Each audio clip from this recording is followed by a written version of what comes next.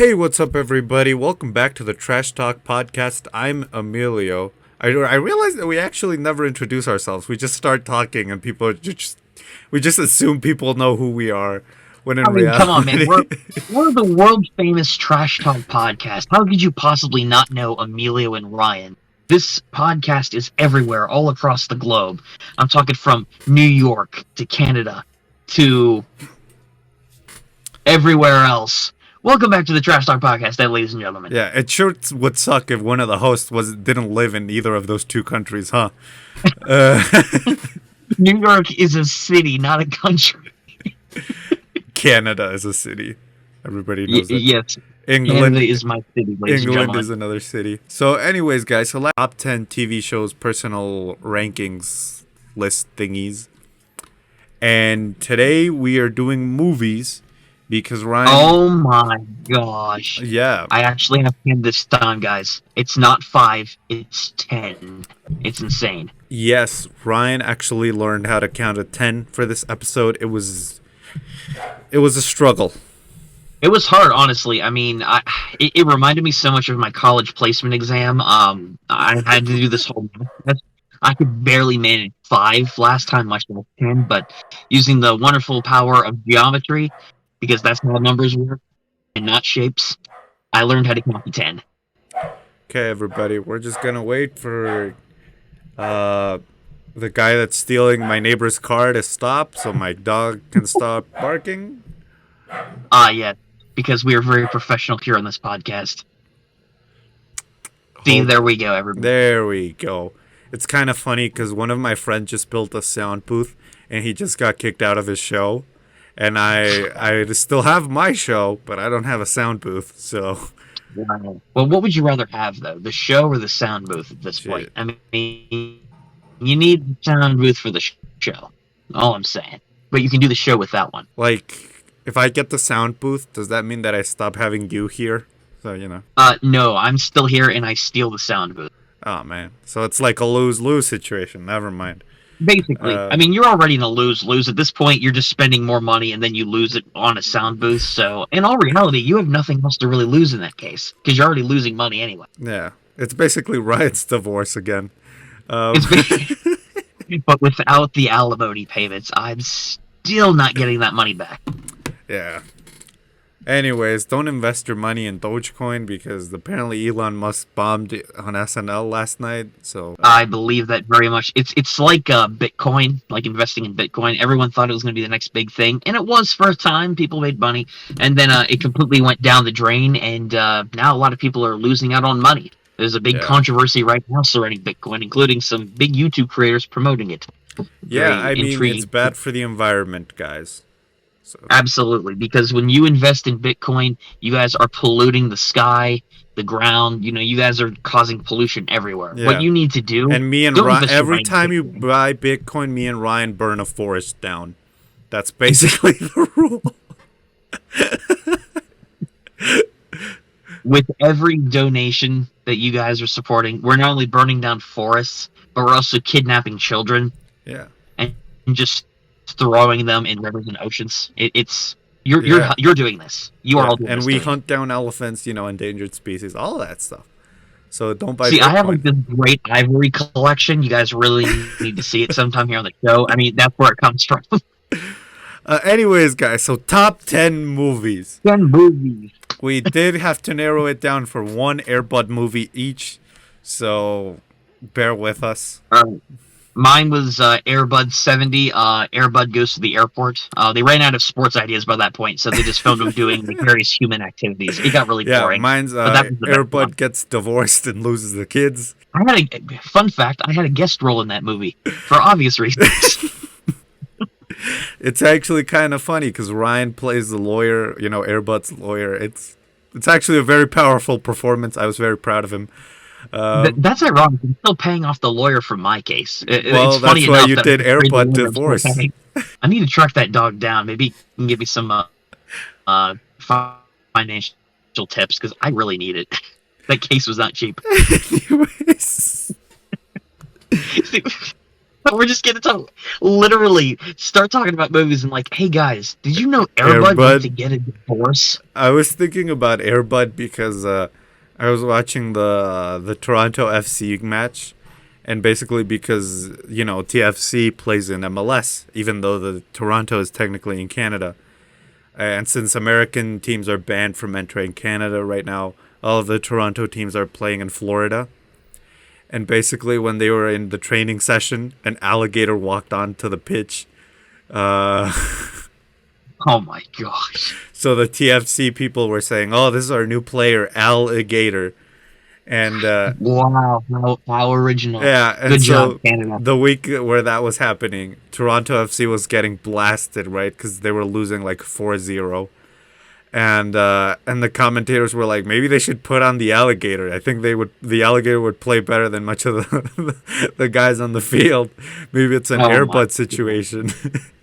you know what? This better be a movie on your list. They better have Yeah. made a movie about it, and this better be like #1 on your list Yeah. because this is like the best movie ever. Avengers Endgame, get out of here. Game of Thrones, please. That's a TV show. We need Alligator Air, but you know what? They probably made a film adaptation of it somewhere. Let's be Okay. honest here. Someone probably wrote a fan fiction on it and self-produced it. I would definitely take on the mantle. Yeah, from the That's producers of probably what it would Airbud, be. Alligator probably saves brilliant. Canada. Oh man, how epic! All right, so would you like to start your list off, or would you like me to start? Well, since I started last time, you can go ahead. All right, so starting off with my number Number 10. Number 10 with my top 10 movie list. Keep in mind, disclaimer, these movies may or may not be accurate to what I actually love film-wise. These are movies I all enjoy, but my number 1 may not be my number 1 favorite, but it's what I thought of for the episode here. With that Okay. in mind, my number 10 isn't the worst movie out there. I don't think it's even one of the worst films ever made. It's actually, I think, one of the more underrated films that's been produced over the past few years. Fun fact, I am, of Ryan course, has only watched 10 movies. That's why he's ranking them from best to Yeah. worst.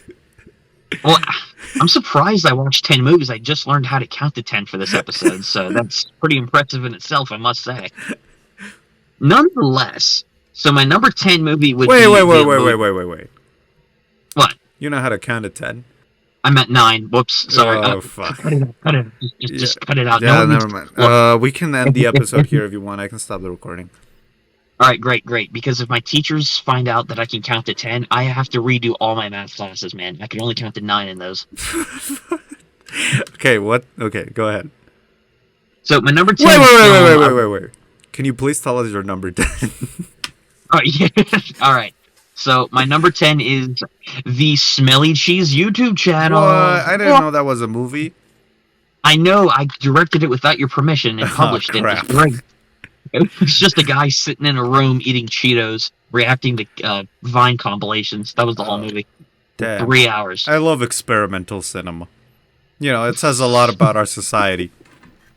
This says a lot about your YouTube channel too. That's probably what people do when they watch it. Yeah. No, but so no, my number 10 film would probably be the Emoji Movie. Oh if I had to go my with number 10 God. for this film.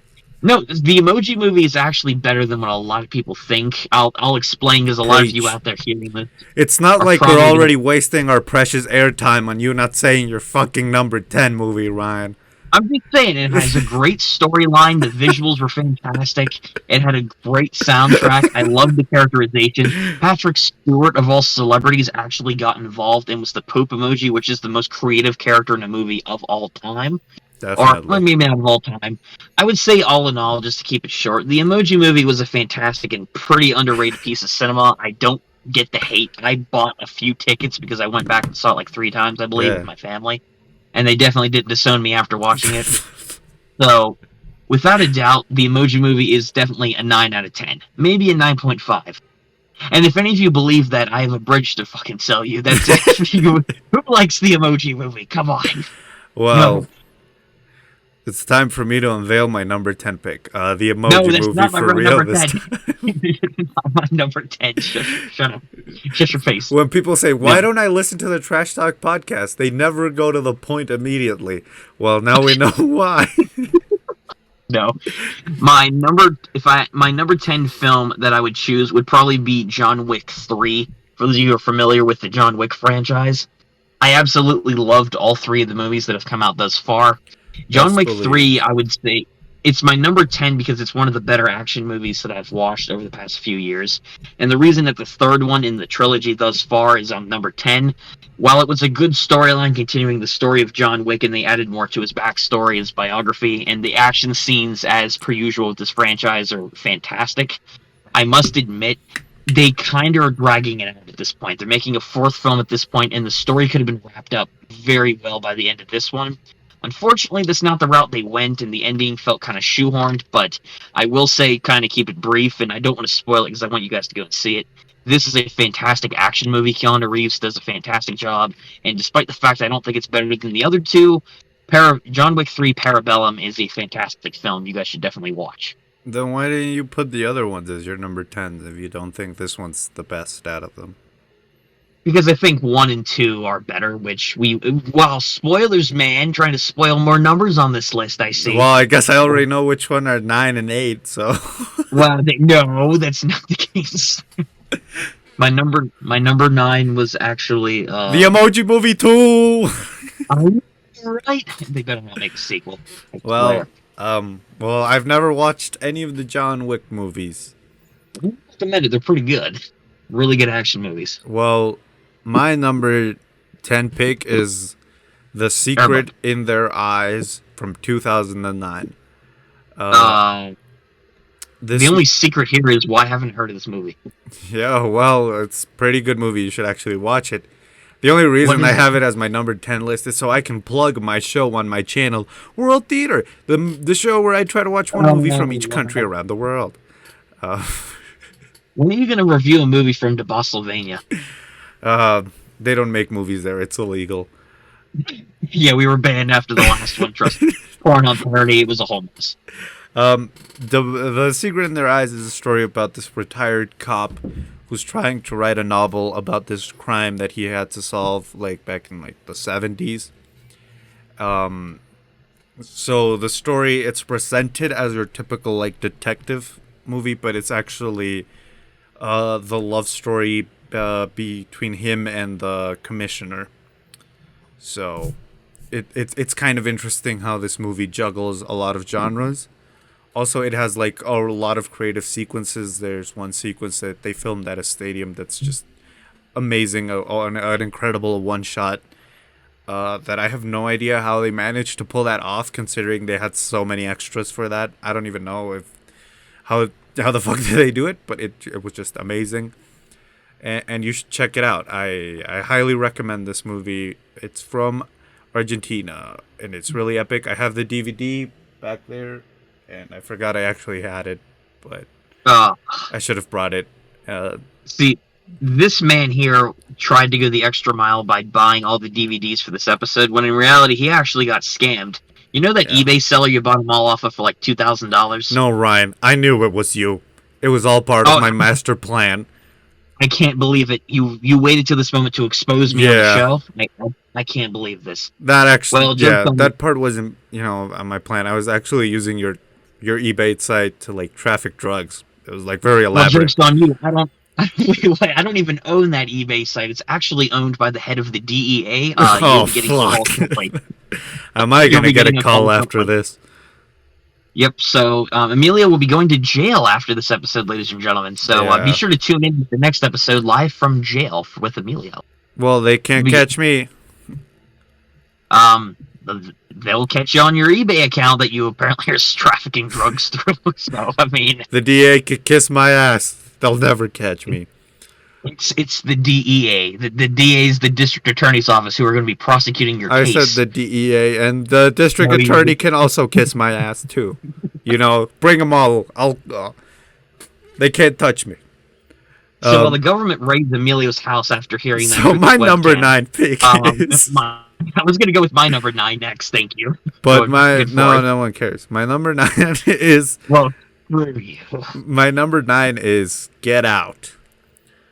From Jordan Peele, 2017. It's a very popular movie. I don't really have to talk about it that much. I don't even know what that movie is either, to be How do honest. you not know?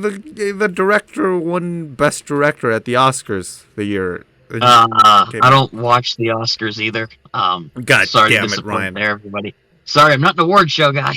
So the Get Out is about this guy Chris. He is a black man dating a white woman, and he goes to visit his girlfriend's family for the first time. And it's a metaphor for what it is to be a black man in the United States, and sort of I how actually like the idea of that. racism has evolved there into being much more subtle, but still very much hurtful. So yeah, you should check it out. Have you heard of Get Out, Ryan? I have honestly, I don't remember hearing about this movie, even in Of 2017 when it course, came out. because I you're don't recall hearing racist. it. Whoa! Just because I didn't watch one movie about it, that Ryan doesn't make didn't me like racist. Black Panther. Everybody, we need to I get I him did, canceled. I did not. I'm also not looking forward to the sequel. Black Panther 2: Wakanda Forever. That movie will be a train wreck. Because I am not in it again. Because the directors apparently didn't like my shirtless podcast Yeah, episode that I'm doing. Ryan actually auditioned to be the Black Panther. I tried.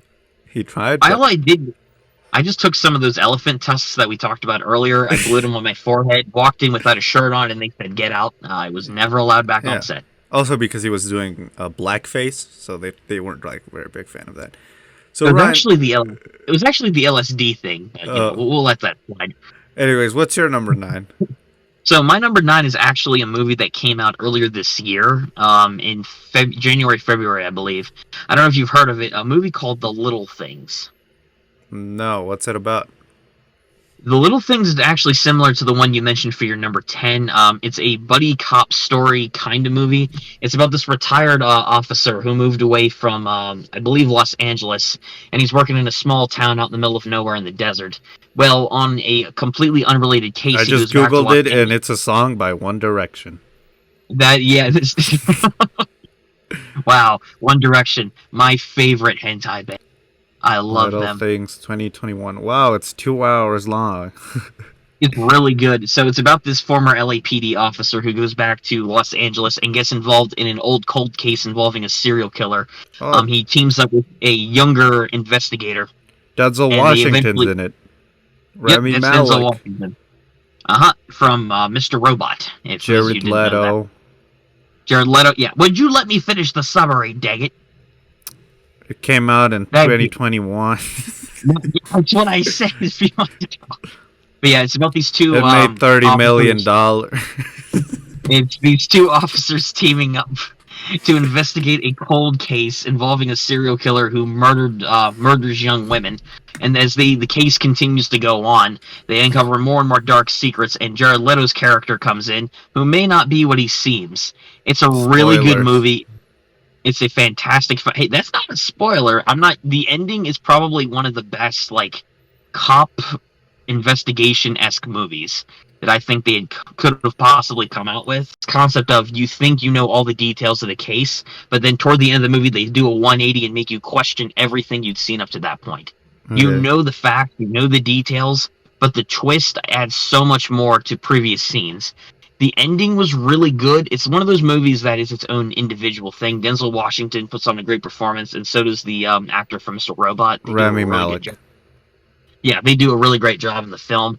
Some of the other side characters aren't that great. They're kind of forgettable because it's Jared Leto and the other two that are the main focus of the film.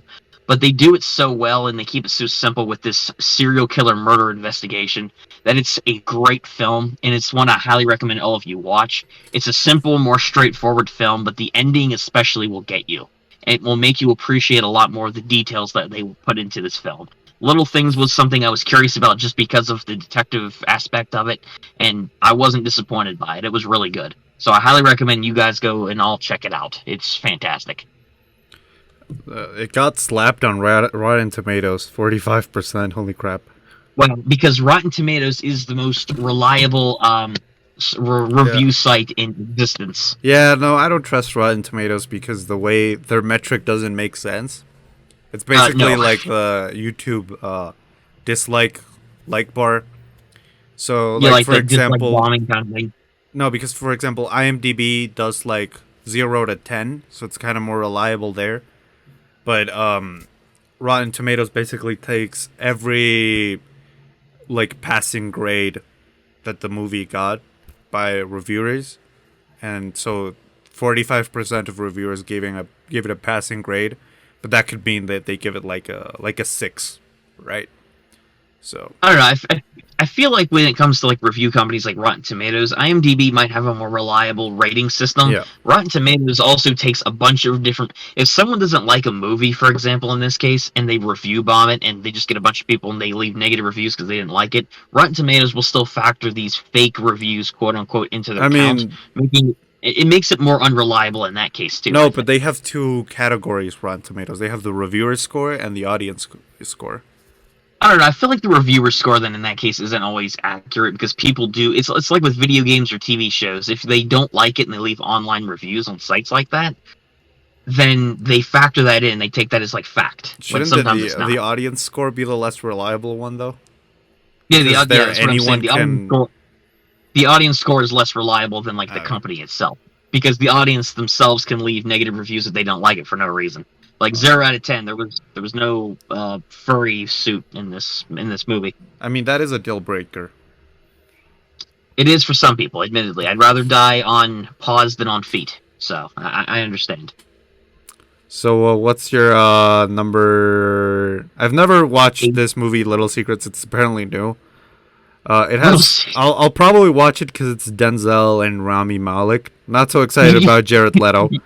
you said you're gonna watch it, but then you say the name of the movie wrong. What is Little it? Secrets. Little It's the Things, little right? things. You Oh, it's just already that forgot the name. in Spanish it's called Little Secrets. You forgot the official name of it already. Well, How could you? I know it has a different name because they changed the name in my Uh-huh. country. I will say this: Jared Leto does a really good job in the film. His role is more minimalistic than what you might think, but the scenes that he's in, he does a really good job in. Much better than Suicide Squad, anyway. And that's the only other movie I know him from. Yeah, that's pretty much it. Well, that's a lie. He was in Fight Club. I never watched Fight Club How have you never watched Fight Club? because I never watched Fight Club. I mean, Oh my I'm god. sorry. We have to long agreement So here at one point. what's your number 8? All right, so my number 8 was another movie that I was kind of debating like where I was going to put on this list. So don't get upset at me, hardcore Star Wars fans, but I'm going to put this movie at number 8, lower than some of the other ones. I'm going with Star Wars: The Force Awakens as my number 8. Oh. And keep in mind, this is the positive list too.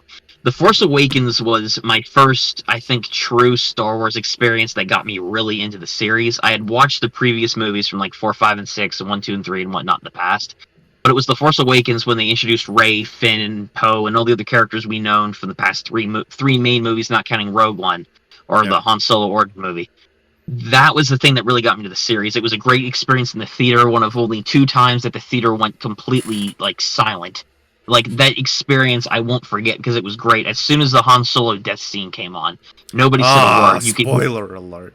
The movie's been out since 2014. If you haven't seen it by now, go and watch it anyway. I have it on DVD too, but it's not on my list, Wow. so. What a scrub. But the movie was really good. It was a fantastic theater experience. The characters were solid in the movie. The storyline was really good, starting a new saga of Star Wars. It was really great having this build-up of Rey's origin story not being quite yet revealed, even though later movies were more disappointing in that regard. But, it had great action sequences, great musical score, great directional debut. I love the portrayal of Finn and Poe, for example, the start of that dynamic, something you didn't really always see in like a buddy system kind of thing in a Star Wars film. And just the fact they introduced, even Kylo Ren had a great introduction, not just with the Han Solo stuff, but him as a villain had so much potential starting up in that movie as someone who was going to be like the next generation Darth Vader. Especially, it was more personal stakes because he is the son of Han and Leia. Yeah. So it was more high stakes in that case too. This movie was the start of something that could have been something much better, and in its own way has its own great groundwork. As we know from like Last Jedi and Rise of Skywalker, that didn't quite go in that direction, but Force Awakens is a fantastic Star Wars movie regardless. I mean, yeah, I agree. I don't have The Force Awakens on this list, but yeah, it's a good movie. We've talked about this before when we did the Star Wars ranking. Yeah, That like, that was a little while back. Yeah. yeah, almost that was 2019. Oh my god. So Well, the old. episode came out in 2020, but you know how long it takes me It to was edit filmed in these. like 2019.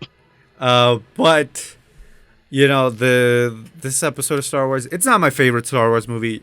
It is one of the more enjoyables, definitely one, Yeah. especially for like the younger Star Wars generations like us. Uh, Yeah.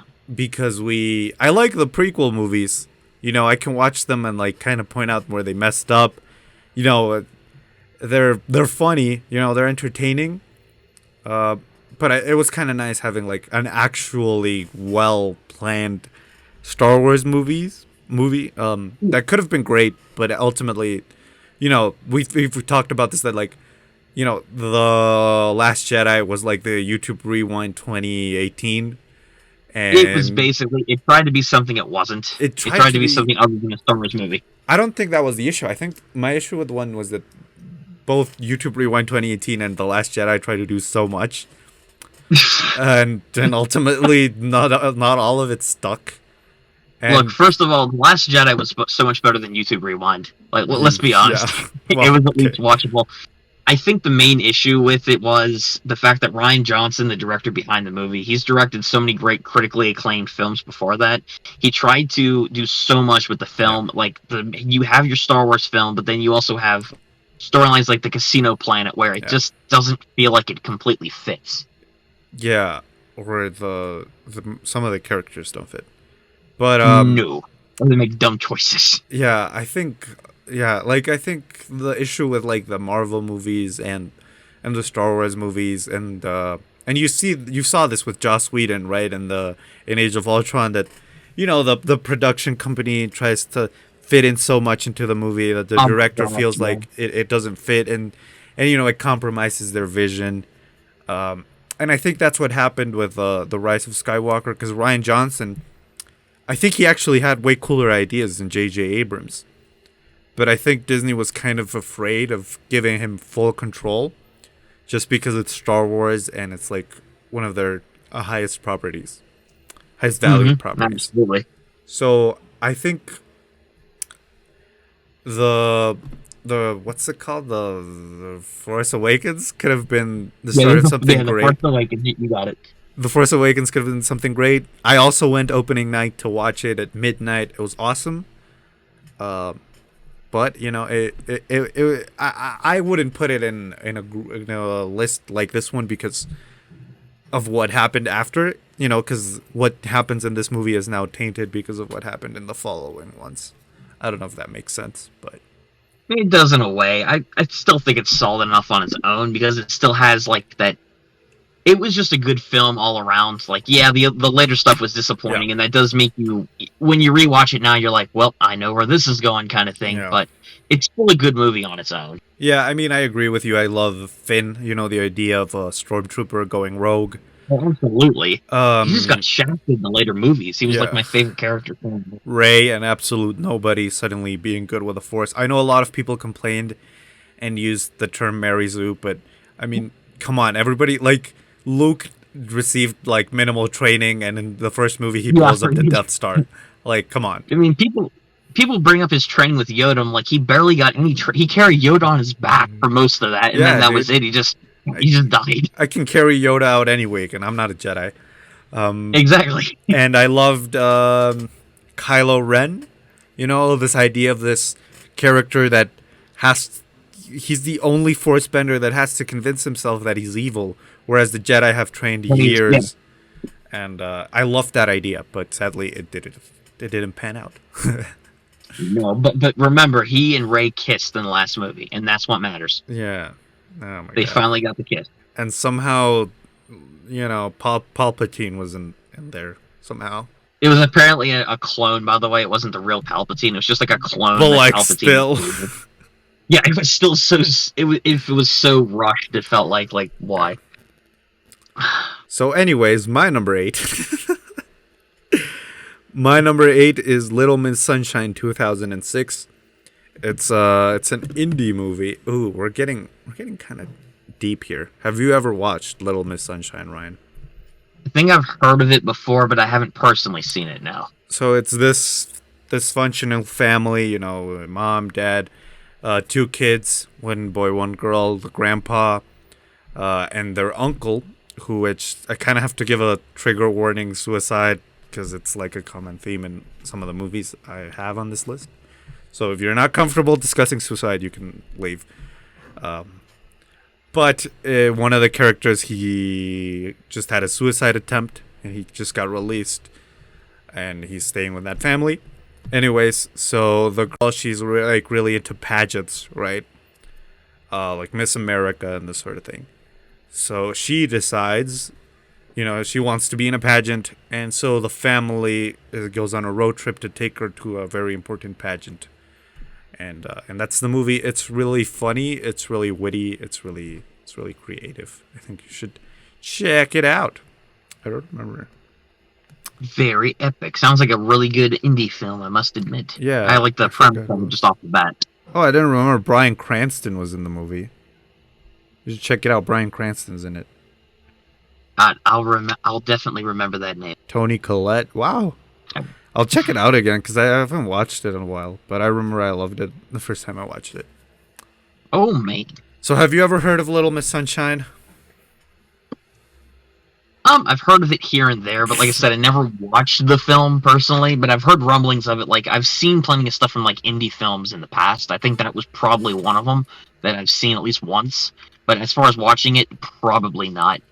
Yeah. If- So. Sounds good, though. Oh, actually, I have a fun thing that I realized the other day. So when we had Professor Politics on the show, he talked about how someone he knew met the director of The Perks of Being a Wildflower. Wallflower? I think that's how it's called. It's Wallflower. Yeah. So I didn't recognize it the first time, but because here in Mexico it has a different name, it's called The Perks of Being Invisible. So I did watch that movie, and I thought it was okay.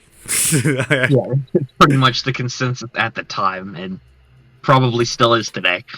Anyways, number 7, and we're taking a bit of a genre switch because this Ooh. is a musical. It's a Japanese musical called The Happiness of the Katakuri. And it's Don't even ask me if I've watched this, because we both know I 2001. haven't. It's such a good musical. It's so bizarre. It has so many art styles within it. Like sometimes it's all live action, sometimes it's stop motion, sometimes it's I think hand drawn animation. But this movie is about this family, the Katakuri, who they hear news that they're gonna build a new road, so they buy a little house to start a bed and breakfast, and they build it, and they never have customers because the government lied to them, and they never build the road. So something that happens that their first customer, to ever buy rent a room there, he dies, right? And so the same thing happens with the next one and the next one. So it's kind of a really weird comedy where this family has to try and hide all the bodies. Um, What? and it's a musical at the same time.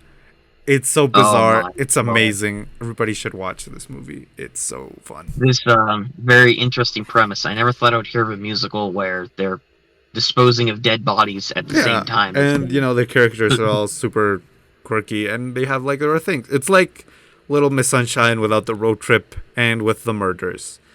So It's a very intriguing film there, pal. It's very nice.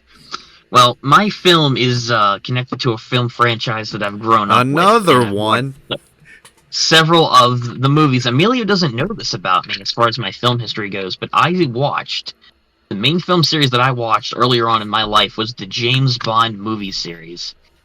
Specifically the Sean Connery ones, Timothy Dalton. R.I.P. Yes. There was a lot of really good Bond films early on. Now, my personal favorite Bond movie, and number 7 on this list, is the one with Timothy Dalton, or one of them with him, License to Kill, which was a fantastic James Bond movie and one of my favorite action movies of all time. fantastic movie. In this film, James Bond goes off the. I see you look. I know you're looking it up. I see it in No, your I'm eyes. looking at my list. I don't have to look at the James Bond movies. All right, great. At least you recognize quality. I appreciate that much. But License to Kill is my personal favorite James Bond movie. It's about James Bond in this film goes rogue in order to go after a big drug lord who went and almost killed a friend of his who was I think that investigating one him. was shot in Mexico, actually. I believe it. Yeah, believe it. I'll share a fun fact about that here in a second. That I know the film. But one of James Bond's friends almost gets killed by this drug lord by being lowered into a shark tank. So Bond goes rogue from MI6 and goes after this drug lord and kills several of his associates, goes after his operation, and tries to kill the drug lord in revenge. It's a personal mission for Bond. It's not an official MI6 mission. And that's what makes this movie so unique, because they do things outside of what James Bond would normally be doing. There's no fancy gadgets. There's no backup from MI6. It's him going undercover, him going rogue against his own organization, and infiltrating it in order to take this drug dealer down and avenge his friend who was almost killed, which is a fantastic. Timothy Dalton does a fantastic performance in this movie. The action scenes are great. The death scenes are some of the most unique and gory you'll see in a James Bond film. A lot of James's allies in this movie die because the drug lord tries to get involved with him as well. There was also this one really good scene where there was this one really stupid idiot who was like putting his fingers in his mouth and like Oh, dude, it's just that my next movie's Joker. Oh yeah. I thought you were Gene from the Emoji Movie. I'm sorry. If you think about it, those movies are the same, basically. They do comment on society. I'm just gonna move on from the Emoji Movie stuff now. It's so sad. It's like already 80% of this episode at this point. Pretty much, but License to Kill is a fantastic James Bond movie. They do everything right that an action movie should, as well as a Bond film. Timothy Dalton does a fantastic performance, and it's a very unique premise for it that I recommend everyone goes and watches. It's a great time. Cool. Yeah. Wow. I've tried watching the 007 movies. They're not really my thing. I tried watching From Russia with Love. And I love the video game of that. The video game's hella fun. I've played that one a ton. Oh, did you really? Oh, no kidding. Yeah. That was like one of my favorite movies growing up. Or not my favorite. It was one of my favorite games I played growing up. GoldenEye, yeah. I never played GoldenEye on there, but I did play From Russia with Love. I played multiple times. Great game. I watched the movie because like my stepdad is a huge fan of the Bond movies. Like he has all the books, all the special editions on DVD and Blu-ray. I mean, can't blame him. It's a great series. I think it's whatever. I've never really gotten into it. Clearly, Emilio just doesn't have any film taste. It's okay though. You'll get there one day. Yeah, I would hate to be the guy in a top 10 movies thing where I only mention action movies. There's not only action movies. The Little Things is not an action movie. It is an action movie, right? Little Things. Well, whatever. Things. Yeah, you looked it up and you saw it's not labeled as an action movie. It's not an action movie. It's a cop movie. It's basically an action movie. That is not an action movie. Anyways, what's the next number? 6? Maybe numero 6. Yes. Ooh, he's learning Spanish, everybody. Numero uno, dos, tres, cuatro, cinco, seis. Numero 6. I did count that one. I gotta do it like Dora now. It's gotta be. Uno. ¿Cuál es el número? Oh gosh. I love Dora growing up too, but that's not a movie. And then I gotta wait for 10 hours while Ryan counts to 6. Muy bien, Ryan. This would be our longest podcast episode ever. I just count to 10 the whole time. Yeah. No, I would say my number 6 on this list is a more obscure film. It's from a very popular like video game franchise it was based off of, but this movie no one really knows exists, and that would be so a good video game based movie that is underappreciated and not really known. It's the original Hitman that came out in the early mid 2000s. Not many people know about that one. When you think of the Hitman movies, you think about like the one that came out like 2016, 2017. 2007? And I watched it. Do you mean Hitman 2007? Yeah, it's that one. Holy That movie I crap. know isn't as that was not as well received amongst people. Yeah, Just no, it mostly, got a 5.1 on IMDb. Holy shit. yeah, like I said, it's not very well regarded amongst people, mostly because it doesn't stick with like the video game like storyline, which is fair because it doesn't. But as its own unique premise with its own story and characters outside like the video game series, it's a really good film. I have to admit, it's not one of the best action films, but it's definitely one of the most nostalgic for me personally.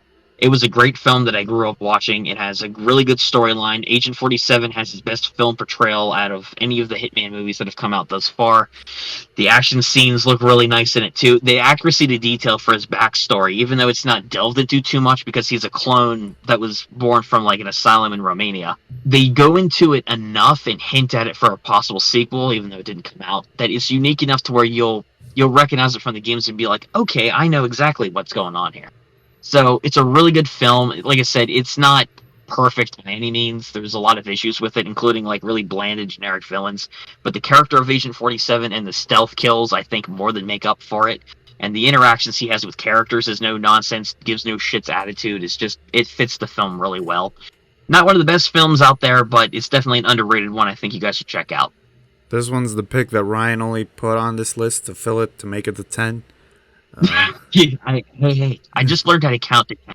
Okay, how could Hitman I is a possibly fill the game? 2007 action thriller film directed by Xavier Gens. The story revolves around Agent 47, who was engineered to be an assassin by the group known as the Organization. Which is true. Cool. I'm not gonna lie to you, buddy. This isn't the movie I would watch. I mean, no, again, I don't blame anybody. The reason I put it like toward the middle of the list, I think it's a better film than what it gets credit for, but it's not perfect at all. It has a lot of issues, but for me, it's like it's one of those nostalgic. movies that's like, it's so bad it's good, or It's so kind of it has its really good moments, but there's some moments where like it's bad in the acting, but the good scenes of like the action like that makes up for it in a way. so. So yeah, kind of. Well, if you ever find yourself without something to do on a Sunday afternoon, You can watch Hitman 2007. Hitman 47 is apparently the official name. Hitman Agent 47. Well, you check it out. It's in your local $1 bargain bin at your local Walmart or whatever. Or you can just pirate it. Um, Yeah, like Emilio was pirating the Snyder Cut. yeah, dude. What an ass. So, my number 5. It's 6. Did you go over number 6? Oh shit. Yeah, number 6. My number 6 is Flick from Adam Sandler. dude. It's Grown Ups 2. Taylor Lautner was so good in that movie. Let me tell He's you, in that movie. Yeah, he is. Oh my god. That was like one of his last major film debuts too. I only watched it once in like a summer camp, and I fell asleep. And like I fell asleep at the very beginning, and I woke up right at the ending. I watched it and I didn't like it very much at all. It's really bad. I like the Adam Sandler movies where he isn't the one really directing it. Like what's the one? Like Waterboy was a really good movie that he was in. No, I'm talking the Meyerowitz stories. That's a really good movie. I think I'm mispronouncing it, but and the one about diamonds. What's the name in English? Oh yeah, Uncut Gems. Uncut Gems. That's I a really good want to see that movie. Apparently, that's like one of Netflix. his best films that he's ever done. Yeah. I tried to invite my friend Marca here to give us his top 10 picks because I didn't want to hear action movie after action movie. Oh, what? So, yeah, he would have basically said Uncut Gems.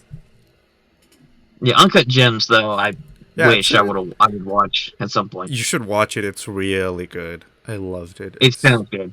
It's amazing. Anyways, so my number 6 is The Kings of Summer 2013. Have you ever heard of this movie? Chirp, chirp, chirp, chirp, chirp, chirp. I have no Cricket idea, man. noise thought MP4. Yes. So this is another kind of indie movie. It stars. It's actually Aaron Moriarty is in it. The guy from Love Simon is in it. I forgot his name, but he's in it. He's kind of fun. The I guy don't that think played anyone watched that. the guy that played Nick Offerman is in it. The guy that played Nick Swanson in Parks and Rec.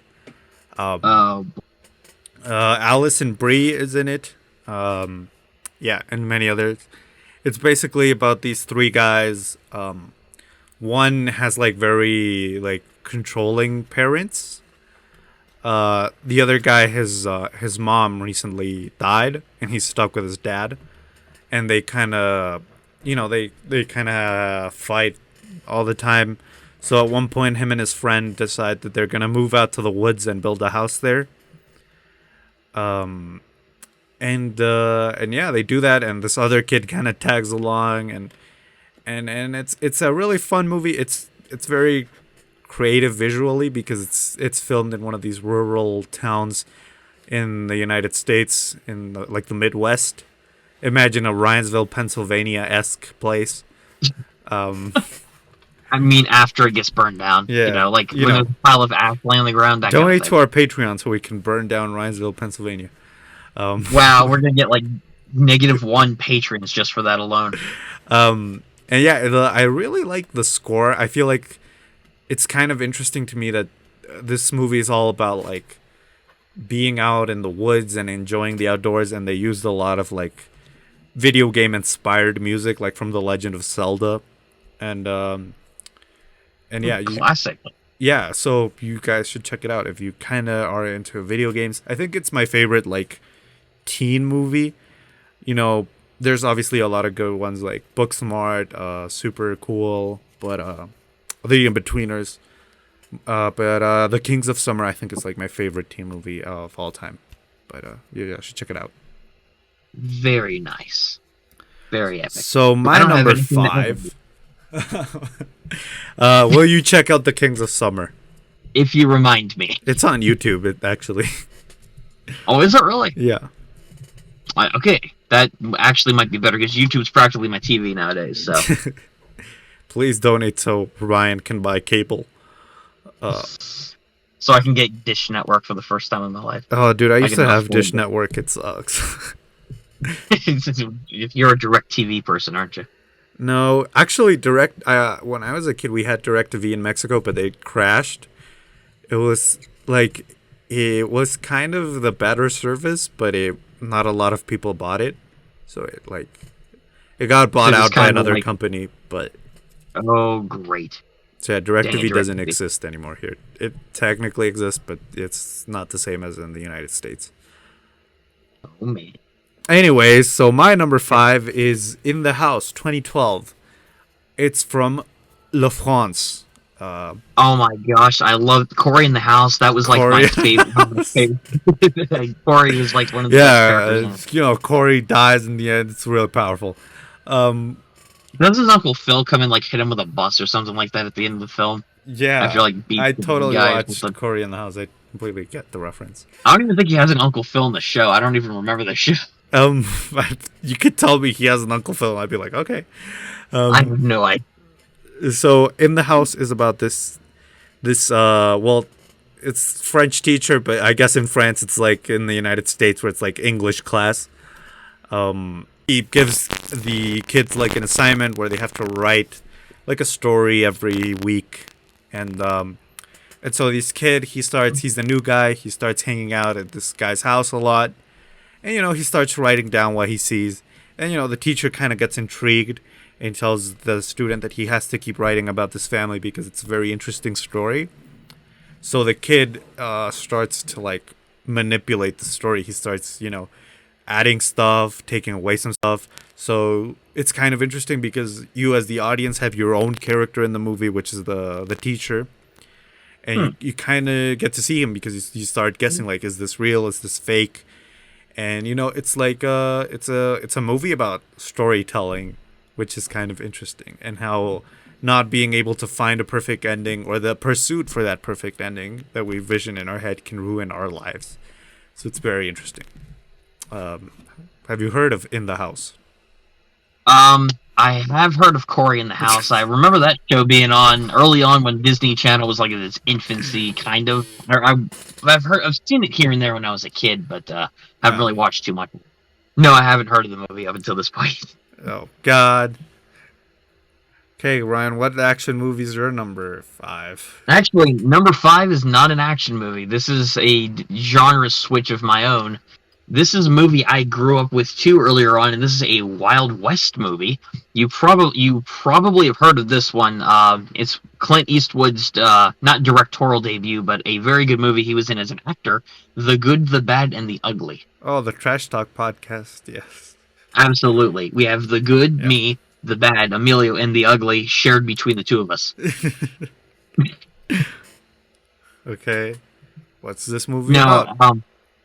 The Good and the Bad and the Ugly is Clint Eastwood goes and raids Candyland, and he steals the gumdrops from Lord Sugarplum, and he burns it down. And the whole movie is him being a fugitive from like the Candy Kingdom from Adventure Time. It's like a crossover event. It's really weird. No, Pretty epic. The Good, the Bad, and the Ugly. Clint Eastwood's character. I won't go into too many of the details because I don't want to spoil it because it's a classic West movie. But basically, Clint Eastwood's character and two other characters are all working against each other and in some cases together in order to find this legendary lost Civil War treasure that's buried in a hidden location that only Clint Eastwood's character knows of.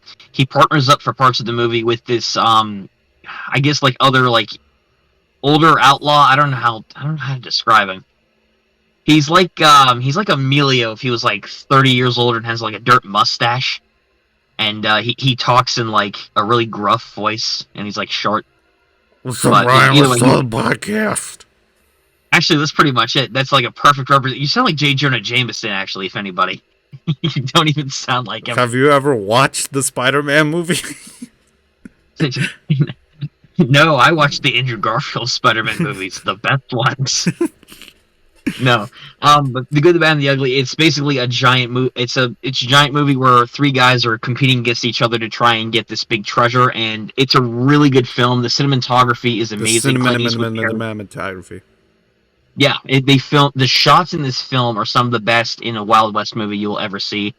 With the Civil War structures they show, with the desert scenes, the graveyard showdown, like the final scene of the movie, they film it so well that this film, I wouldn't be surprised if Clint Eastwood directed it, which he didn't, because he later adapted that kind of style into movies he later directed. But the characters are good, the story's good, the soundtrack is some of the best Wild West theme you will hear in any kind of film of this type.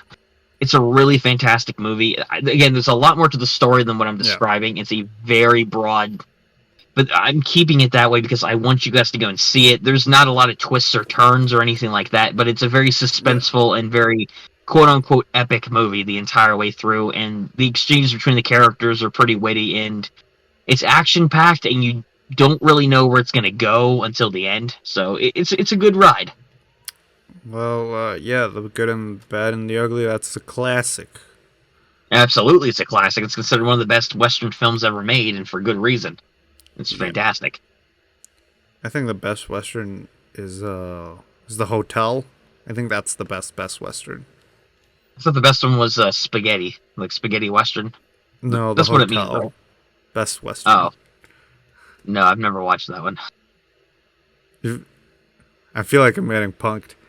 I'm just gonna reveal to Emilio later on, like, oh yeah, all those movies you listed, yeah, I watched them. I just watched said all that of for them. Best West. This episode is sponsored by Best Western Hotels. Best option for your vacation. Give us your money. Check out link in the description. Use code Ryan for a free towel. Whoa. Well, if you use code Emilio for a upcharge at the hotel reception because too many dicks keep stealing towels. Have you ever stayed at a Best Western? I have not. I've stayed at maybe I have. I've stayed at quite a few hotels. I don't remember the names of some of them, so I wouldn't be surprised if one of them was a Best Western. I stayed at a Best Western in Chicago once, and it wasn't like the best hotel experience I've ever had. But it wasn't Chicago. Keep in mind too. Yeah, so in Chicago. So it wasn't that bad, you know, but it was kind of a weird hotel to me. I don't know how to explain. It was like a porn hotel. Yeah, they Pornhub videos there. I mean, because the first time I went to Chicago, I stayed at I got the opportunity to stay at like a very bougie hotel. I think because my uncle won a room in like a company raffle, so he invited us, and it was like the bougiest place I've ever slept at. I don't say that, but when I stayed at the Best Western, where because like you don't really get to see the entire city of Chicago there, No, but because I was on the second it was floor, so you know. it was better than the other seedy, suspicious hotel you stayed at previously. Oh, dude, that hotel's amazing. If I could live there, bro, holy crap. You probably stayed in the sun all day. It would be like Sack and Cody. Nice. So, what's Anyway, your numero 5? I think I already said mine. It's in the house. But what if you say you're number 4?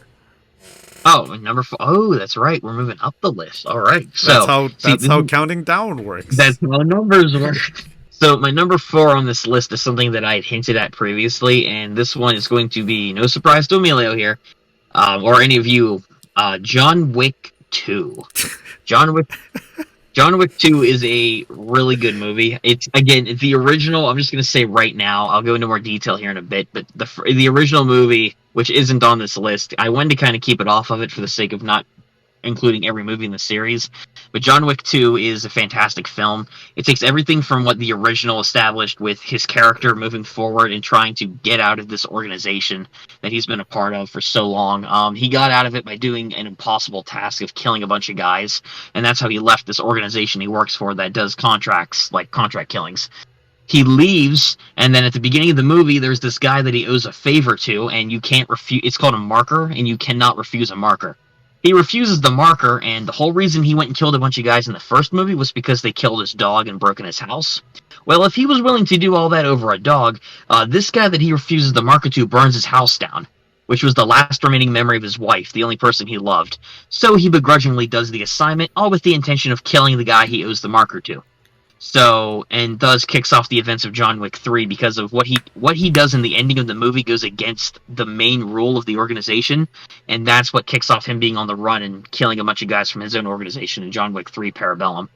John Wick 2 is just a fantastic follow-up to the first one. It takes the simple premise and just evolves it into better action scenes, a more intricate story. Keanu Reeves, again, is amazing as ever. The side characters get fleshed out more, and they have more of a prominent role this time around, and the way that they set up certain characters that are in John Wick 3 are really good. And one thing I loved, Raymond Langston, who is also in this movie. He has such a simple role as the Bowery King, like this underground network of information who has like a lot of pigeons and whatnot. It's so simple, his role, but so effective.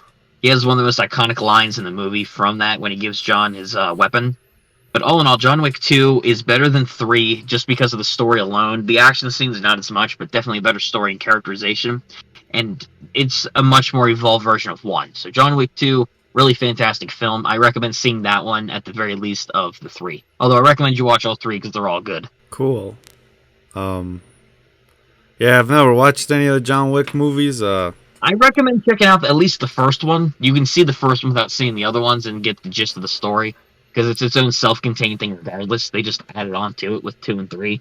I would at least check out the first one. It's the most simple, straightforward, but really good nonetheless. I just realized my top 10 list would be just the Star Wars movies, you know, because they're 9 plus Rogue One. And, you know. Rogue One is still my favorite Star Wars film. Yeah. I didn't include any Star Wars movie in mine. Sorry. It's okay. So my number 4 is Monty Python's The Meaning of Life from 1983. Ah, man. I thought you were going to include the Holy Grail on this list. No, I know it's a controversial pick, but I like The Meaning of Life more than The Holy Grail. That is such a much better. That's a much better movie. Have you watched The Meaning of Life? No. But I'm sure Holy Grail's better. Yeah, no, The Meaning of Life, you know, these Monty Python guys, Terry Gilliam, he always goes like over budget. And I think if he had the budget he had in Holy Grail, I think it would have been better than The Meaning of Life. But he didn't really have a budget in Holy Grail. That was like part of the joke. Yeah, that's the thing. That's the thing, right? Because he always goes over budget. So this time he really got the budget he needed. So I think he was able to do everything he wanted to. And you know, this movie is so funny, you know, as you would expect it from the Monty Python people. It goes over every stage of every stage of life, and at the end, it tries to figure out, hey, what's the meaning of life? So I won't spoil it, but it's really funny. You should check it out. It's kind of long, but I think it's worth it. So yeah, my number three. Yeah. Oh, no, I was going to say, I don't really have much to add on to it other than Monty Python has a really good reputation of producing simple films, so that one might be worth checking out. Yeah. And yeah, The Holy Grail is also very funny and iconic. Oh, absolutely, it's iconic. Absolutely. I'm surprised if you watched The Holy Grail. You don't even watch good movies. What are you talking about? I've watched plenty of great movies. So where are they on this list? Because there have been plenty of great movies. You just don't have good taste. So the guy only naming American action movies. American. They've been translated to Spanish too. Cool. It's not like I can't speak English, but you know. You can? Yeah, I can't. We're speaking to Bostonese right now, so I'm surprised. Yeah. Anyways, my number 3 is 2018, The Favorite, which I'm still very pissed that it didn't win Best Picture in that year it came out, because I think it was the best one, but whatever. Green Book was fine, I guess. But The Favorite was my favorite that year. Wow, what great wording. So this movie is about the Queen, played by Olivia Colman, and two people that are trying to gain in favor with her.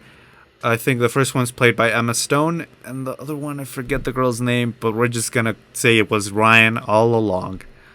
Absolutely. It was the friends we made along the way, everybody. Yeah, so what's interesting about this movie is that Emma Stone's character is comes from dirt, but and the other characters comes from royalty. So in a traditional movie, you would set up the poor person to be the good one and the rich person to be the bad one.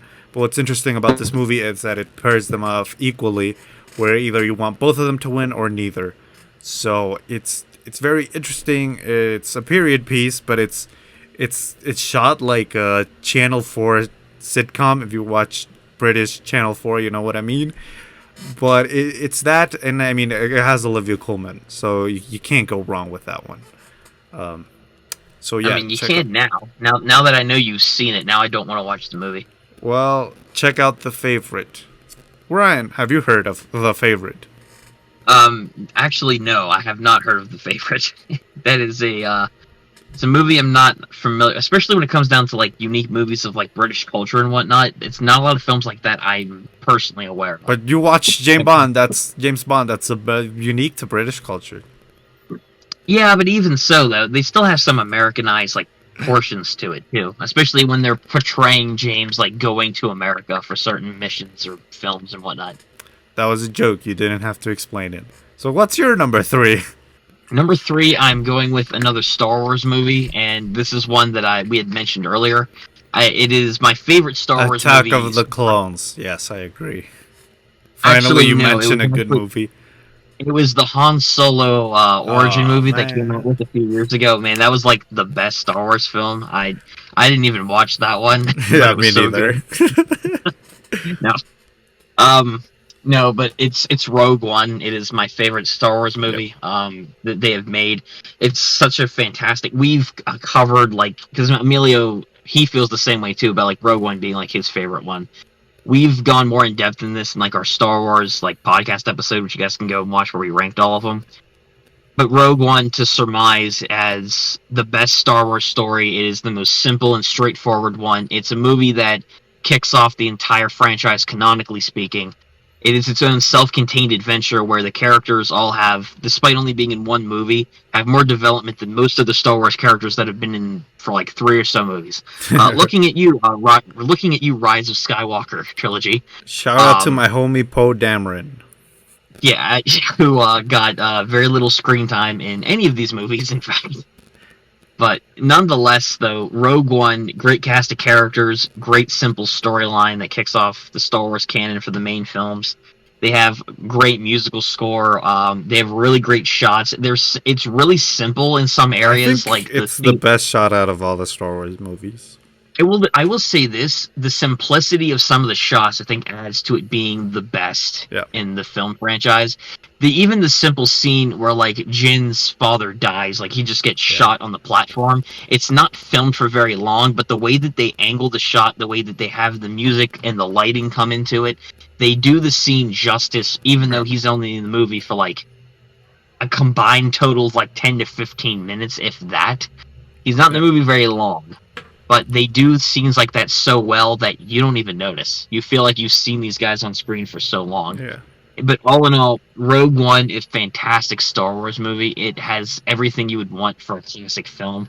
And even though later films weren't that great that came out after it, Rogue One is a fantastic movie you guys need to go and watch. Yeah. It is very worthy of being the best Star Wars film.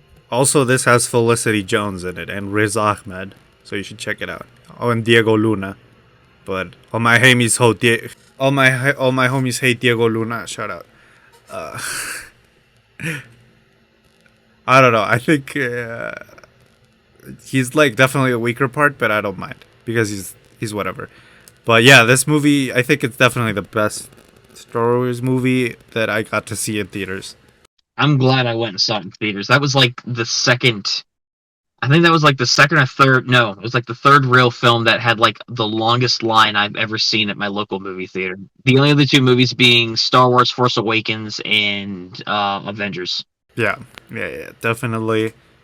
I think it's the last Star Wars movie. Oh wait, no, I went to see The Last Jedi at midnight. No, never mind. Yeah. Funnily enough, if you look at the box office earnings and reception, that was the last Star Wars movie that achieved like critical acclaim and made like a ton of money at the box office. It like reception wise, that was like the last Star Wars movie to really do that. I mean, you could definitely see it when you went to the movies. Like when I saw the Force Awakens, Rogue One, and The Last Jedi. You know, I had packed theater. But when I went to see The Rise of Skywalker, it was empty.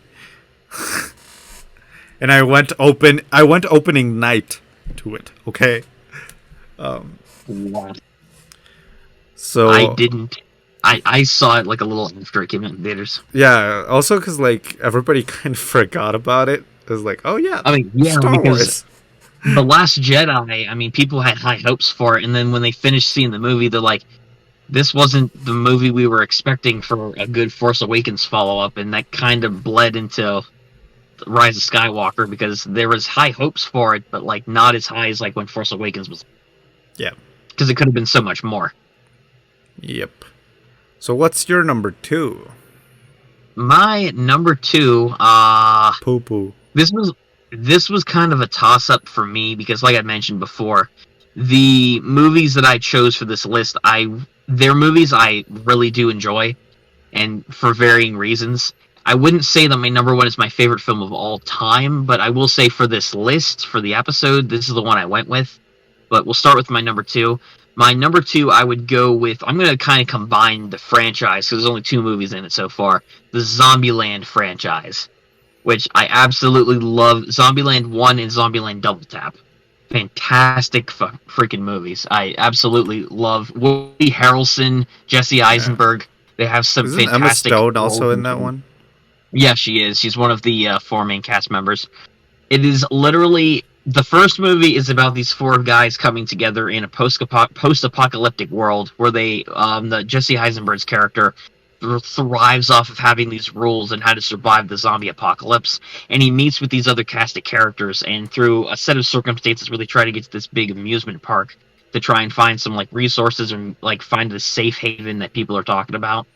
They try and do it so well. It's full of great comedy, great writing, great action sequences, great storytelling and presentation, period. It's a very simple like zombie film, but the humor and characters are really what sells it. The action's cool, and even Bill Murray makes a cameo appearance in it, and he dies because Jesse Eisenberg's character accidentally shoots him. Spoilers. Yeah, well, you know what? It doesn't matter. This movie's so old at this point. You should encourage people to watch it. But the original Zombieland is so simple yet so effective, and does everything else so differently from your typical zombie movie. Zombieland Double Tap is a sequel that I was looking forward to that came out in 2019 before the pandemic hit. It was one of the last movies I saw in theaters before the pandemic. It was a fantastic film too. It takes everything from the original movie and just enhances everything. The action is greater, the score is better, the presentation is so much better, the characters and the story, they just go completely wild with it because these guys have known each other for so many years after the first movie.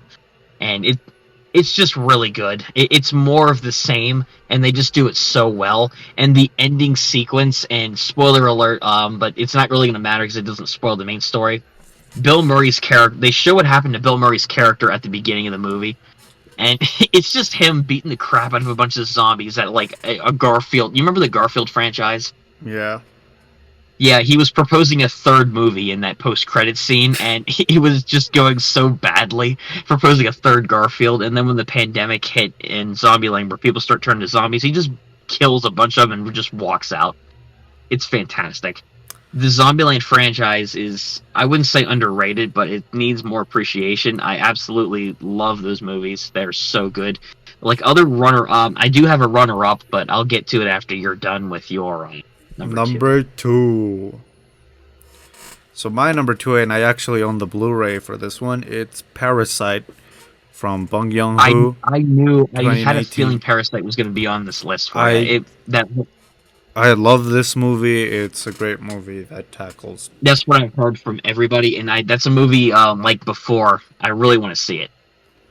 It's a movie that it's a very creative critique of class divide, class struggle, in not just like script wise, but visually, and even with the score, and the messaging of the film is overall very interesting. The ending is so crude and real, and at the same time just completely demotivating but fitting.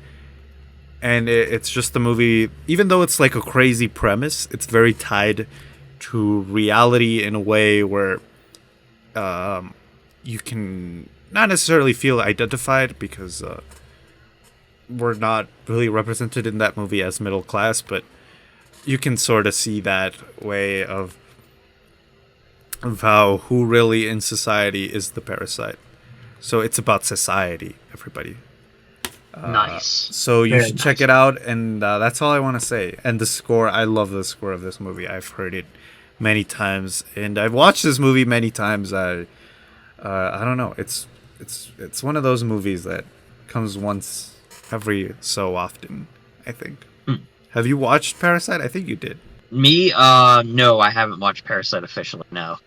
I've heard great things about Parasite, and it's a film I do actually want to see at some point. No. So do you have any honorable mentions that you think are really good movies, but that didn't make it onto the list? Yes, actually, I do. It's another franchise thing, but again, there's only 2 movies in it so far, with the third being in development, like Zombieland.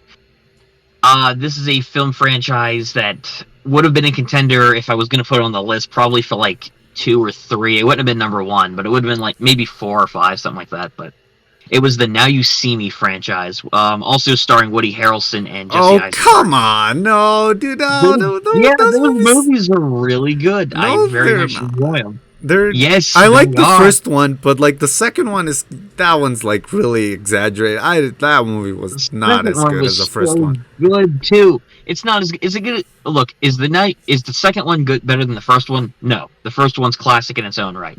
The second movie that was a decent. Either, it was I would call it classic. It's sort of nostalgic for me. Without going into detail, the special effects, the tricks, the characters, the story, everything that they put into it, and the uniqueness of how they carry out these different, I wouldn't call scams or schemes, schemes would be a better word for them.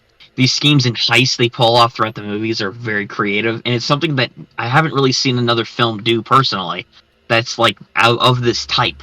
It's a really good franchise. I hope that the third movie is coming out at some point soon, and I hope it honestly tops 2.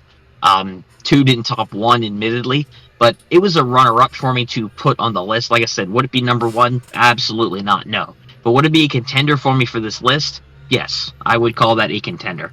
So that would be like the runner-up that I had for this list. Okay. Like, the first Now You See Me, I think it's a fun movie. I wouldn't put it in, like, a top 10 list, because I don't know, It's script wise, sure, it has like a lot of creative twists and turns, but I don't know. I feel like it's kind of uh, how can I say Go this? ahead, say it. I know what you want to say. Go ahead, It's not good do it. enough. Uh, That's for not example, true. my thing with like heist movies. That's why the only like one of the more recent episodes of Rick and Morty, that the only ones I like are the ones that they make fun of heist movies, Yeah, pretty much. just because of But how it's not your traditional ridiculous it hype is. movie. And this movie kind of falls into that a lot. It does not. And the last the Now You See Me Too is like, yeah, it's not the same as the first one. I think the first one had a lot more going with it because it was kind of not as known, and this one they kind of were just like, well, we're making money anyway, so let's make it as ridiculous as we can. Yeah, but it works. Not It really, works in a Ryan. lot of ways. And Wow, Emilio has no taste I in movies. think I think with like movies where there's a lot of twists and turns, it should be hinted at, so it doesn't have to be explained at the end. They do this a lot. Like they explain, oh, we did this magic trick and blah blah blah. And I think that's why, for example, my number 10 pick, The Secret in Their Eyes, is a lot more interesting in that way because it hints at it from the beginning, in a way then they bombard you with action scenes, Uh-huh. information, and then when the payoff comes, it's a lot more rewarding and it doesn't treat the audience as stupid. Um, All right, Emilio. Well, you know what? I challenge you one day for a video, World Theater, whatever it might be. You review the first movie or the second one. Whenever You it give it. lands on the United States, but It lands in the United States. It's available now. They've been available for years. no, dude, like, because I picked the countries at random, right? So Oh. when it's the United States, turn fine. But yeah, like, I don't think they're bad movies. I just think they're okay. Um, Wow, such low moral standards. So, um, did you have a runner-up for this list? Not runner up, honorable mentions, because my runner up technically is Parasite. Okay. Okay, so your honorable mention. So I have Marriage Story. I don't really want to explain much. It's a pretty popular movie. Adam Driver, Scarlett Johansson, probably already watched it. I have Brazil, which I think was also made by Terry Gilliam, or the Monty Python guy. It's basically 1984, the movie, but more visually stunning and a lot less ambiguous with the symbolism, but it's still very good. I have Close Up from 1990, which is, it's such a bizarre movie how it was made. So basically, this guy pretended to be a famous director because they had the same name, right? So then this richer man kind of comes in and tells him, "Oh, my son is very interested in filmmaking. Would you come and teach him, and maybe he can help you with one of your movies?" So anyways, the family discovers that this guy in fact isn't the film director. So they take him to court and blah blah blah blah blah. But what's interesting about this is that I don't know if in Iran all the trials are filmed for legal reasons, but so the actual director finds out about this, and he says, "Whoa, this could be a movie." So he takes the footage from the trial and uses it in his movie, but then he casts the people that were in the scam, the guy that scammed, as the actors playing themselves. So it's so bizarre to me, and it's kind of interesting. I wonder how he convinced everyone to reenact the scam, right? So if you haven't watched it, check it out. Close Up, 1990. Next, I have Promising Young Woman, 2020. Yeah, I didn't put it in my top 10 list because I'm not including movies that came out last year or this. And last honorable mention I want to give out is Hiroshima Mon Amour. If you don't know this, well, I'm very interested in like language, and this movie kind of tackles that because it's about a French actress that falls in love with a former Japanese pilot. So it kind of tackles this, like how language can kind of become a barrier, and how the different cultures becomes not a barrier, but more like well, yeah, barrier. What am I kidding myself? but it's very beautifully shot, and it's another representation of toxic relationships under a rose lens, and sort of a critique of that. But it's very interesting. You should check it out. That was a very great list there, buddy. Those It's a are my really great honorable movie. Yeah, mentions it's of movies that I think deserve more praise. And before nice. we unveil our number one pick, we would like to remind you of our Patreon Trash Talk. We burned down Forest. I'm just kidding. I just really need to pee. That's why I'm talking super fast. So I'll come back and we will reveal our number one picks. All right. So, ladies and gentlemen, while Emilio is going to take a leak, I would like to remind you guys of the Patreon link down below. If you guys donate $10, you will have the shirtless pictures of me. Even though we didn't reach that light goal from many months back, it's okay. You guys can legitimately pay for it this time around. You can have my shirtless pics. I'm sure Emilio will provide his, once we actually can confirm that there are backers, of course. But you guys will have that, as well as exclusive access to our Trash Talk Discord server, where we all gather together and we write songs for popular artists like Justin Bieber. If you guys didn't know, we were the ones responsible for the Baby song, You Are Welcome, that Justin Bieber was so popularly known for.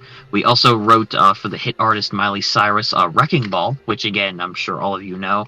We didn't direct the music video. We can't take credit for that one. But we did indeed write Wrecking Ball, which was a great song as well. Definitely no controversy there at all. And very good quality song as well. So, yeah. So just remember to check out the Patreon down below. I'm back, hoes. Yeah. All right, Big great. Dick I was is just back giving in everyone... town. I was just giving everyone the rundown on what our Patreon tier list was, as well as man. some great musical collaborations we contributed to with the likes of Miley Cyrus and Justin Bieber. Oh, well, Thanks I to love the them. I can't wait for it Yeah. to be just like when I'm editing and it's just, a full minute of Ryan singing all the Beatles songs. That's what happened, I didn't definitely. even think. It was a Patreon tier list. So, before we unveil our number one picks, what if we take a guess? What would you like? We can do a funny guess and then a serious guess. Okay, sure. Tell you what, you go first, because I have a funny guess for you, but I need a serious Can't guess. wait for you to say the Emoji Movie, Pornhub, or Airbud. Pornhub's not even a movie. Airbud, I've watched all of this Pornhub, so I episode. think it counts. All of Pornhub? Whoa. I needed some Gatorade after that night. I don't know. I think it's gonna be a Marvel movie. What, for my favorite? Yeah. Okay, so that's your serious Or guess? All right, what's your Knives joke Out. guess? I'm between a Marvel movie or Knives Out because you've talked about it before. But All right. What's the joke guess? your mom. Your Mom. Wow, that was my favorite movie. Okay, what's it for me? I think your number one film out of, just going off of the trend you've been going with, I think your favorite one was Cats, specifically the Butthole Cut edition that came out a little bit ago. I know that was a movie you legitimately rented at one point, so I think that one will be your favorite one. I'm cutting this part out. Honestly. I don't want people to think that you guessed. So Yeah. I'm taking, so What's I'm gonna my take a crack serious at it. answer? That was the serious answer. Oh shit. No, the serious answer, if I had... See, for you, that's a different one, because you've seen...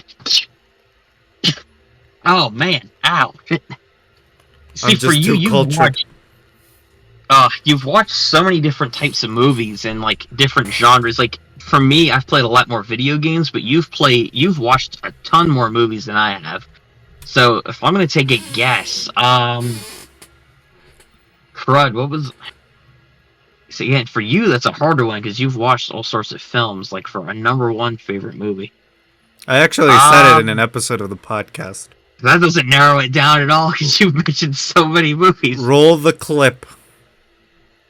There you go. There it is. Wow, that was... Oh, man, how did I not guess that sooner? Oh, man. Wow, what a... Okay, No, who wants to go first? I'll take a stab at it, and I'll say your favorite movie was Life. Life, the board game. No. It was a actual movie with Ryan Reynolds was in it, but he wasn't one of the starring roles in it. It Was was it? like an alien-esque movie. Is it Afterlife or something like that? No, it's just called Life is the name of it. I want to check this movie out now. Well, look it up once there. Let's I, let's that was, find it I'll just to build randomly guess that. suspense, even more suspense. See, I should have put Knives Out on that list. I forgot about the movie before we did this. I really loved Knives Out, but it's not my number one. Sorry. Oh, it's Life. It's 2017. Yeah, it was a good movie actually. 6 out of 10 run. No, IMDb. It has Jake Gyllenhaal. Hmm. And that's the only other actor here other than Ryan Reynolds that I recognize. Yeah. Um, Fine. so who wants to go first? Tell you what, you can go first because yours is the one I'm wondering about the most. You So might I- have an idea of mine, but So I yours, think I'm not sure. since mine's the most unexpected, I think you should go first. All right, fine enough. So this movie is also one I've mentioned here on the podcast in a few episodes back. Like I said, this movie pick for me was one that it was a movie that if I had to choose any of the ones to go back and watch, this would be the one I could Ant-Man. enjoy watching multiple times. Actually, surprisingly enough, no, I love Ant-Man the movie and the characters, but Marvel movies for me, they feel like they're a one and done kind of experience. Like you've seen them once, you've seen them all, kind of thing. Okay, so So it's not Ant-Man. This movie here again wouldn't be my favorite, but it'd be the one I want to go back and watch the most, and that would be Baby Driver. I oh yeah, you absolutely mentioned Baby Driver. Baby Driver is a fantastic film. It is so great in its story with its characters. It's simple in the premise, yet it's a really good theme and messaging behind it. It's about this Right. It's about this guy named Baby who has this hearing problem from a car accident, and he has to constantly listen to music to drown it out. Well, he gets involved with the mob and some really dangerous gangsters when he steals money from them, and he acts as a getaway driver, hence the name. His name's Baby in the movie, Yeah. and he's a getaway driver. And he's doing a bunch of jobs, works with a bunch of gangsters and whatnot, and helping them escape from bank jobs and robberies and stuff. But he meets this girl that he falls in love with, and even after he pays off his debt, the mob doesn't want to let go of him. They're like, "You're a fantastic driver. We want to keep you around." So the movie's about his struggle trying to break free of the mob, dealing with the fact that they think he's a rat, the cops closing in, a bunch of betrayal, trust issues, and just trying to make it out alive while escaping with the girl that he's come to love. And he also has a good minor character in this movie was his adopted father, I believe, who is also deaf, and he communicates with him through sign language. He's such a minor character, but he does so well at serving as like a mentor figure of sorts for somebody trying to give him this moral compass, even though he's not doing it for like evil reasons, quote unquote, because he's doing it to pay off the mob. It's something that his moral compass is highlighted throughout the film. In the ending scene with the trial, where he helps take down the mob in a way, like the gangsters that he was working with, but he still has to face punishment for the robberies he was involved in. But the character witnesses that come up, because they hint it throughout the movie where he does good deeds. That was his trial. Like, even though he was doing these illegal acts, he was still helping people out, like alerting people to the robbery, not going and killing somebody, not deliberately not running somebody over with his car. Like, he does these things throughout the movie to help out. And it's constructed so well, and again, the premise is so simple. It's a film that I could watch and get enough enjoyment out of to watch multiple times, and the musical score is pretty good too. I would highly recommend checking out Baby Driver. It's a fantastic film. Yeah. They haven't made anything else like it, especially as far as a movie like it goes. Yeah, as far as action movies go, I think this one is one of the better ones because it's creative in the action. It's creative in the. Hold on, it's creative. Baby Driver over there. It's the story is creative enough to stand out. The score, obviously, it's like a very important part of the movie, and that's the thing. Like, if you were gonna pick like not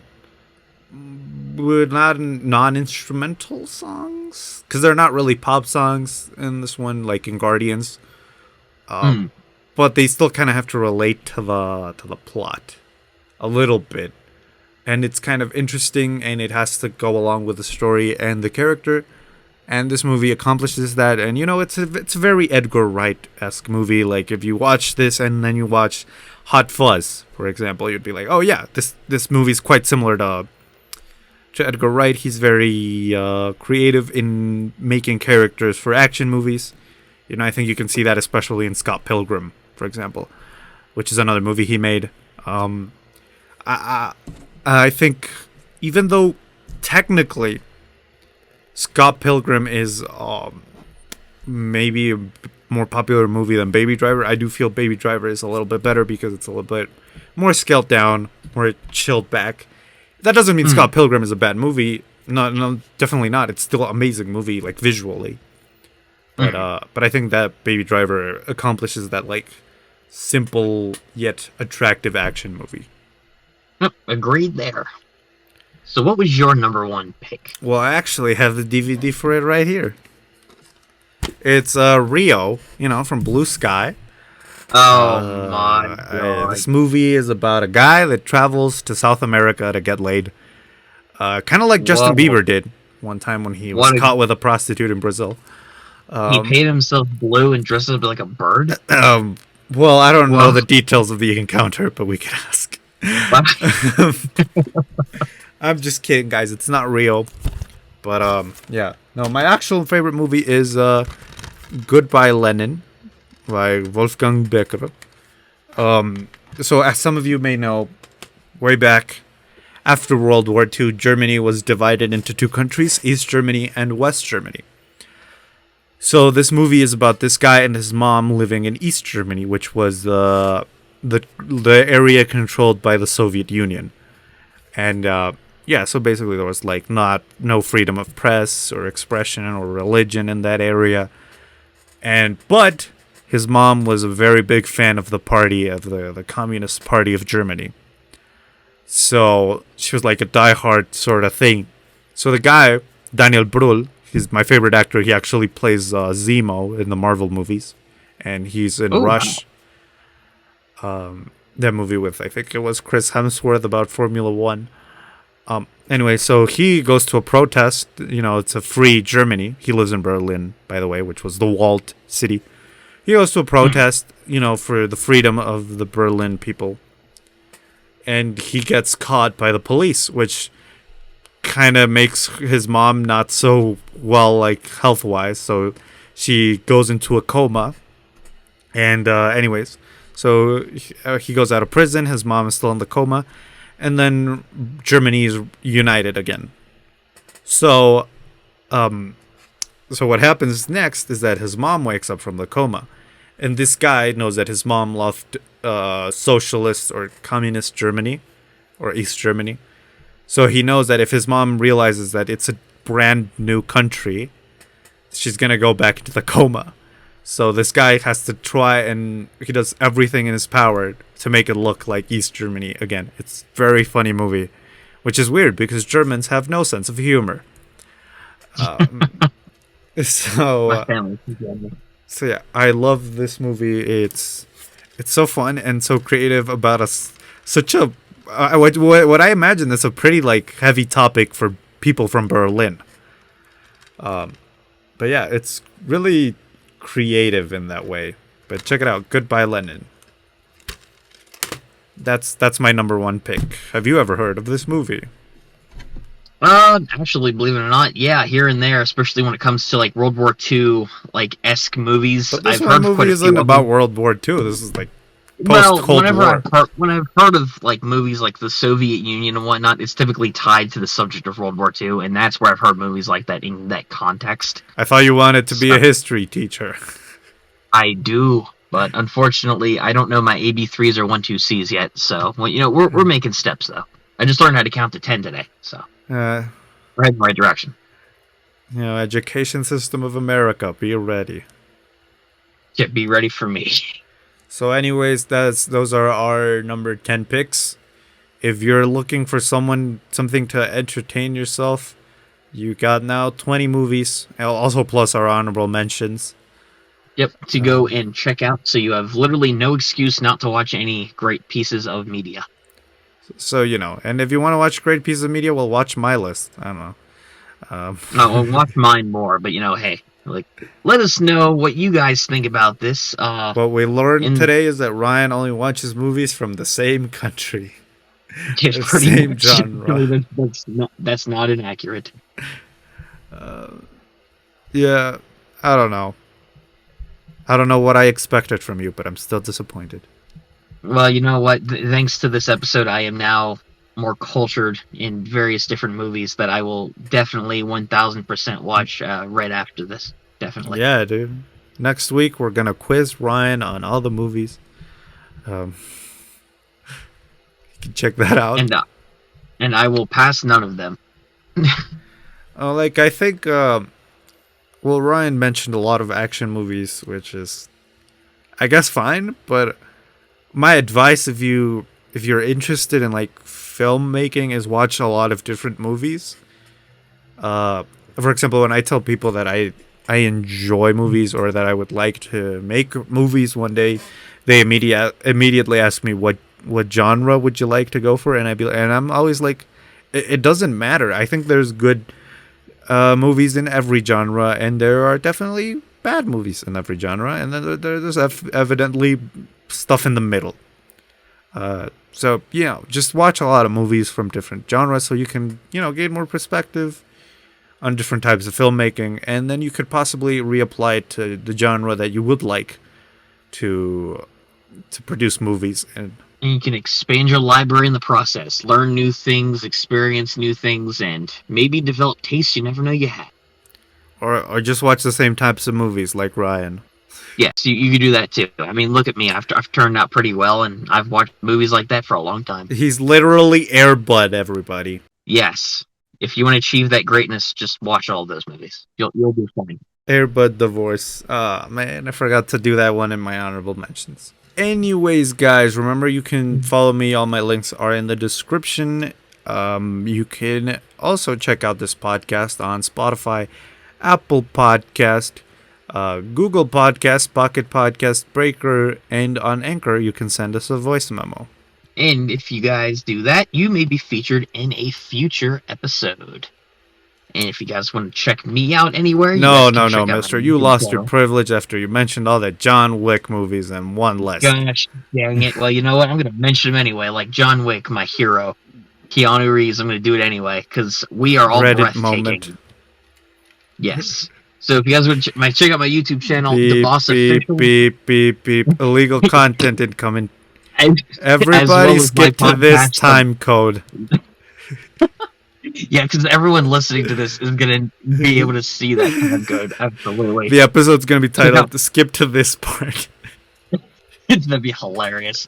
But check out my podcast, the Bosscast Podcast, on Anchor, Spotify, and other streaming sites as well for all your gaming and other guest appearances. We have some good episodes coming your way, so check that out as well. That's it?